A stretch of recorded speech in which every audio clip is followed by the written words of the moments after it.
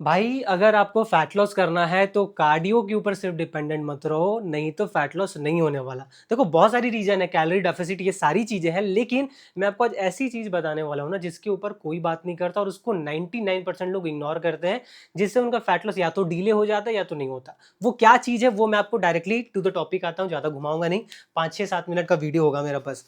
वो है जी नीट।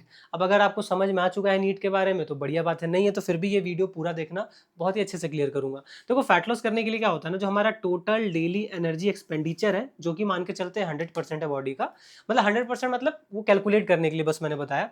तो जो टोटल डेली एनर्जी एक्सपेंडिचर है, अगर हमारा वो ज़्यादा रहेगा, कैलोरी जो हम खा रहे हैं, कैलोरी इंटेक जो हम कर रहे हैं उससे कम, मतलब कैलोरी इंटेक अगर कम है और टोटल डेली एनर्जी एक्सपेंडिचर ज़्यादा है तो हमारा फैट लॉस होता है। आपको भी पता है, मतलब हम खाना खा रहे हैं सपोज 1700 कैलोरी का और हम जला रहे हैं बॉडी से 2000 कैलोरी का, तो 300 ज़्यादा जला रहे हैं तो फैट लॉस होगा, फैट हमारा जलेगा। कॉन्सेप्ट क्लियर है ना इतना? अगर इतना भी क्लियर नहीं तो यूट्यूब पे जाओ, सर्च बटन में जाओ, वहाँ लिखो मनीष NXT, ठीक है? वहाँ क्या लिखना है, मनीष NXT, और वहाँ लिख दो फैट लॉस। आपको मैंने बहुत सारी वीडियोस लॉन्ग डाल रखी है, आपको वहाँ से समझ में आ जाएगा, फिर वो देख के फिर इस वीडियो में आना। अब देखो मैं यही कह रहा हूँ, ये समझ में आ गया कि कैसे फैट लॉस होता है, फंडा। अब देखो जो कार्डियो और वर्कआउट है ना, ये सिर्फ 5% है। पूरे एनर्जी एक्सपेंडिचर जो 100% उसमें सिर्फ इसका 5% योगदान है, 95% इसका है ही नहीं। तो आप अगर 5% में कितना भी जोर लगा लोगे तो क्या आपका फैट लॉस होगा? नहीं होने वाला। इसीलिए मैं कह रहा हूं दोस्त कि फैट लॉस करने के लिए ना बाकी चीजों पे ध्यान देना है। सबसे पहला BMR, इसके ऊपर तो भाई आप कुछ कर ही नहीं सकते। BMR जो है आपका जो है, for an example as a percentage के हिसाब से बता दूं तो आपका BMR होता है 70%। मतलब BMR का मतलब क्या है, जैसे आप पूरे दिन में अगर कुछ भी ना करो, सिर्फ सो ही रहो, अपने बॉडी के ऑर्गन को फंक्शन के लिए, ब्लड, किडनी, हार्ट वगैरह जो फंक्शन कर रहा है, सांस लेने में जो एनर्जी लग रही है, वो सारी एनर्जी लगाने के लिए जो भी कैलोरीज इस्तेमाल होता है उसे कहते हैं BMR। वो हमारा बॉडी 70% ले लेता है। टोटल हो गया जी 75%।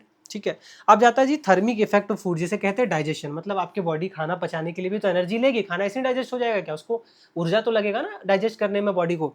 वो हो गया जी 10%। ये हो गया जी 70-10-80, जो कि आपका हो गया, और ये हो गया 5, टोटल 85%। अब बचता है 15% आता है जी, जो है कि नीट। नीट मतलब नॉन एक्सरसाइज एक्टिविटी थर्मोजेनेसिस।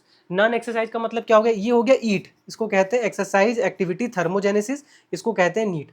ईट के ऊपर हम फोकस कर सकते हैं, कार्डियो आप कितना ही बढ़ाओगे, इसीलिए मैं कहता हूँ कार्डियो ज़्यादा नहीं, 15-20 मिनट करो बस, उससे ज़्यादा करने की जरूरत नहीं है। वर्कआउट बहुत इंपॉर्टेंट है, ये नहीं कह रहा हूँ कि इसका योगदान एनर्जी एक्सपेंडिचर में ज़्यादा है, इसलिए वर्कआउट इसलिए करने बोल रहा हूँ, इसके बेनिफिट्स बहुत ज़्यादा है। अगर मसल बनेंगे तो आपको लॉन्ग टर्म में बहुत फायदा होगा।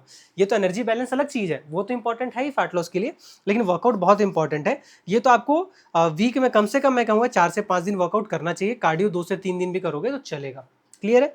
अब नीट 15% है, तो इसके ऊपर कैसे फोकस करें, अपनी नीट को कैसे बढ़ाएं। खड़ा रह रहा हूँ मैं, तो मेरा एनर्जी जो है ना बॉडी बैठने के मुताबिक ज़्यादा खर्च करेगी, बैठा रहूँगा तो सोने के मुताबिक ज़्यादा करेगी। तो अगर आप ज़्यादा से ज़्यादा खड़ा रहोगे तो आपका नीट ज़्यादा होगा।